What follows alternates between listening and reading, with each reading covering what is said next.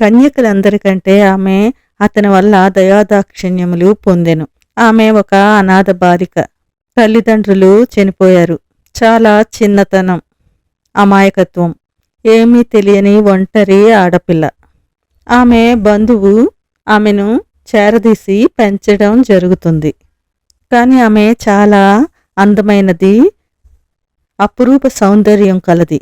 దానితో పాటు ఎంతో ఒద్దికగా, ఎలాంటి ఆడంబరాలు లేకుండా వినయంతో విధేయతతో ఉండేది. ఈమెకున్న ఈ బాహ్య సౌందర్యంతో పాటు అంతరంగ సౌందర్యము ఇంకా ఆమెను ఎంతో ఉన్నత స్థితికి చేర్చింది.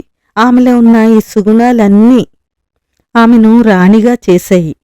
ఆమె ఎవరో కాదు, మన పరిశుద్ధ గ్రంథంలో ఆమె పేరుతోనే ఉన్న గ్రంథము ఎస్తేరు గ్రంథము. ఆమె ఎస్తేరు రాణి. ఆమె పేరు హదస్స మొదట్లో, అంటే కదంబం, పరిమళం గల పువ్వుల పొద అని అర్థము. ఆమె తన జీవితమంతా పరిమళంగానే చేసుకుంది. ఆ తర్వాత ఎస్తేరు. ఎస్తేరు అంటే అర్థము నక్షత్రము అని. మనము బైబిల్లోని స్త్రీల గురించి తెలుసుకుంటున్నాం కదండి. ఇప్పుడు ఎస్తేరు గురించి తెలుసుకుందాము. ఆమె ఏం చేసింది, ఎలా తన వారిని రక్షించుకుంది, తన వారి కోసము, తన జాతి కోసము తన ప్రాణాలనే పణంగా పెట్టి తన వారిని ఎలా రక్షించుకుంది, ఆమెలో ఉన్న సుగుణాలు ఏమిటి, ఆమె ద్వారా మనం ఏం నేర్చుకోవచ్చో తెలుసుకుందాము. దక్షిణ దేశం అంటే యూదా దేశంలో ఉన్న యూదులు బబులోన్ దేశానికి చెరగా తీసుకొని పోపడ్డారు.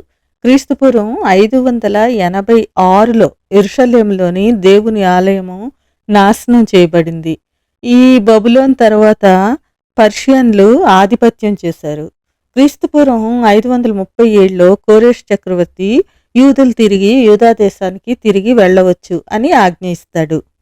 అయితే కొంతమంది వెళతారు, చాలామంది యూదా దేశానికి వెళ్ళరు, ఆ పర్షియా దేశంలోనే ఉండిపోతారు.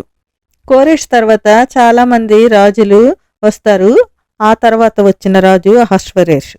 అతని ఏలుబడిలో జరిగిన ఈ కథ ఎస్తేరు కథ. ఈయన యొక్క పాలన క్రీస్తుపూర్వం 486 465 మధ్య సాగుతుంది.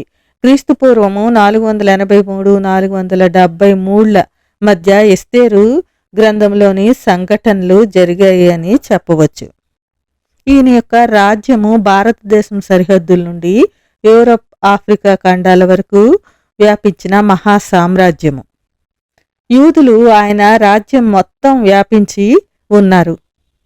మనం చెప్పుకుంటున్న ఎస్తేరు కుటుంబం కూడా యూదా దేశానికి వెళ్లకుండానే పర్షియా దేశంలోనే ఉండిపోయారు.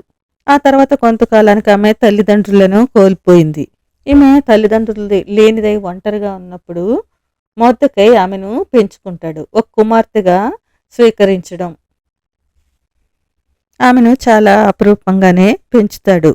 మొర్దెకైకి పినతండ్రి కుమార్తె ఈమె. సహోదరుడే కానీ ఒక తండ్రిగా ఆమెను చాలా క్రమశిక్షణలోనే పెంచుతాడు.